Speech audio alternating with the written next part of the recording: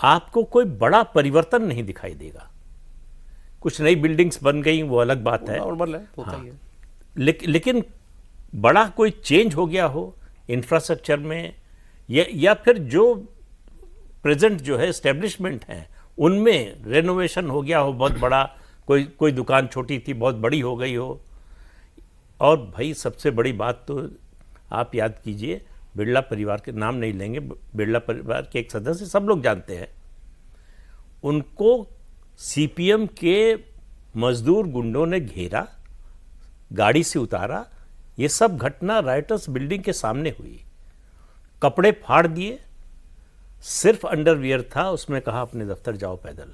अच्छा, वो गए अपने दफ्तर, पहली फ्लाइट पकड़ी, कलकत्ता से निकल गए, उनकी सारी इंडस्ट्री पश्चिम बंगाल से चली गई। तो ऐसे एटमॉस्फेयर में कौन इंडस्ट्री लगाना चाहेगा? टाटा के साथ सिंगूर में जो हुआ वो सबको मालूम है।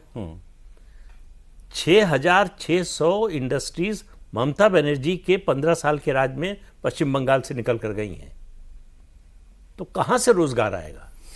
इंफ्रास्ट्रक्चर का प्रोजेक्ट कोई चलेगा नहीं, फैक्ट्री लगेगी नहीं, और कोई बिजनेस बढ़ेगा नहीं। तो भाई आखिर कहां से रोजगार आने के तो यही सब तरीके हैं। इन्वेस्टमेंट कौन करने आएगा?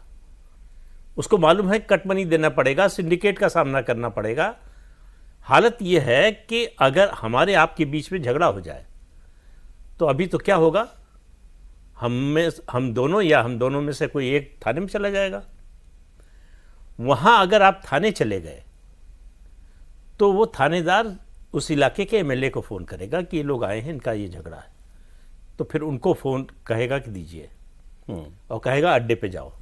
अड्डा मतलब लोकल ऑफिस टीएमसी का, जहां एक बहुत छोटा सा कमरा होगा, या छोटा सा कमरा ना भी हो तो जो रेलिंग है लोहे की बीच डिवाइडर लगा रहता है, उसके बीच में एक काट दिया, उसमें शतरंज लगा हुआ है, या फिर छोटा सा कमरा है उसमें कैरम क्लब जैसा रखा हुआ है, कैरम क्लब बना दे।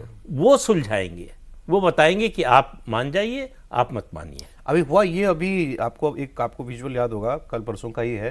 अर्जुन सिंह जहाँ से एक सांसद हैं, भाजपा के पूर्व सांसद हैं, वो वहाँ उनके एरिया में जो है मारपीट हो गई टीएमसी और इधर वालों में।